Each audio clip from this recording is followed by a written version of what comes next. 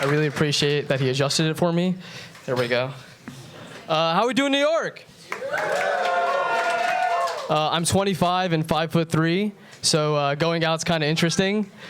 Yeah, that person's short too. That's crazy. So going out's kind of like if you ever buy that loaf of bread and you have those 2 end pieces you just never eat. That's me at the club right there, baby. Like at the end of the night, if you're really hungry, fuck it, you'll try it. I've been texting this girl recently, and she asked me the question that a lot of guys either love or hate. How big are you? And I know a lot of guys here will have a very obnoxious response, be like, yeah, it's a soft 4, it's a hard 9. Like, dude, who do you think you are? Black? Like, that's not. And I told her I was honest. I told her I'm 8. And she said, she hung up. She told me to come over and hung up.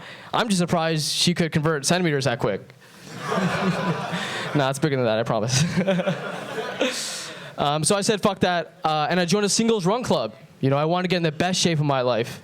Because I can't grow taller, I can go a little bit wider, right? And because it's the only acceptable place to chase after a woman. Because, you know, if she doesn't believe at love at first sight, I'll just run by her again, you know? Like, hey, I'm down here. And it's a fun time doing it, though, you know? Like, if it's one thing to ask out a girl and get rejected, you know, patting your back for doing it. It's another thing to ask out a girl and then she runs away. That's not really a good look. That's not really a good look.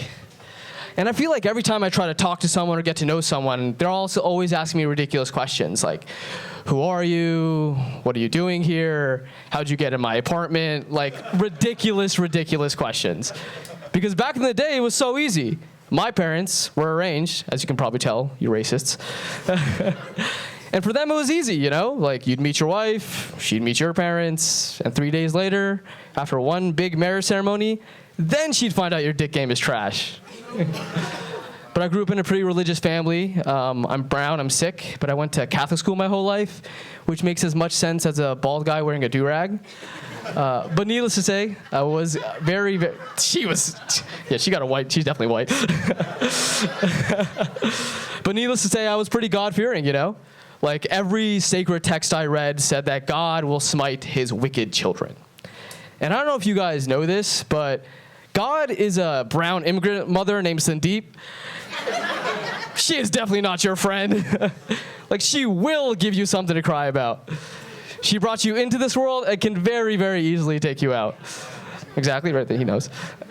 But I'd like to think now I have a pretty good relationship with my mom. I'm trying to do more creative things like karaoke and open mic comedy. And she'll kind of give me the same response. Like, if you were going to be gay, couldn't you have at least been a doctor? But in all seriousness, I am straight. Yeah, I'm definitely straight. But I stayed previously with them over the break for 2 weeks, and it just made me realize that it was short enough to see that I'm slowly becoming like them, but also long enough to remember how cheap they are. Like, we went to vacation to Mexico, and she was haggling down and harassing this poor street vendor for $1 off a souvenir. Typical Indian, am I right? And after a half hour of back and forth and haggling and everything, she simply left frustrated.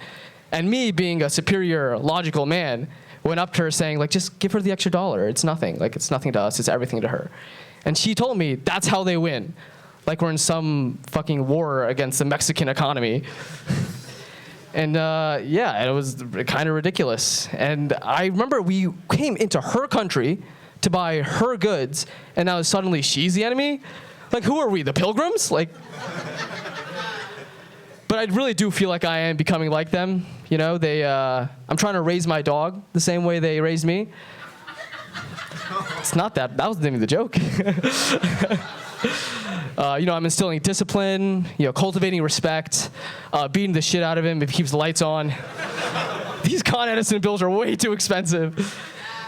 Oh, Jesus Christ, man. But needless to say, he turned out just like me, you know? A disappointment.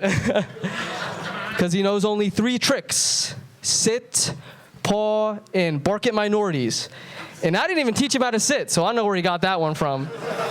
Thank you, everyone. Thank you.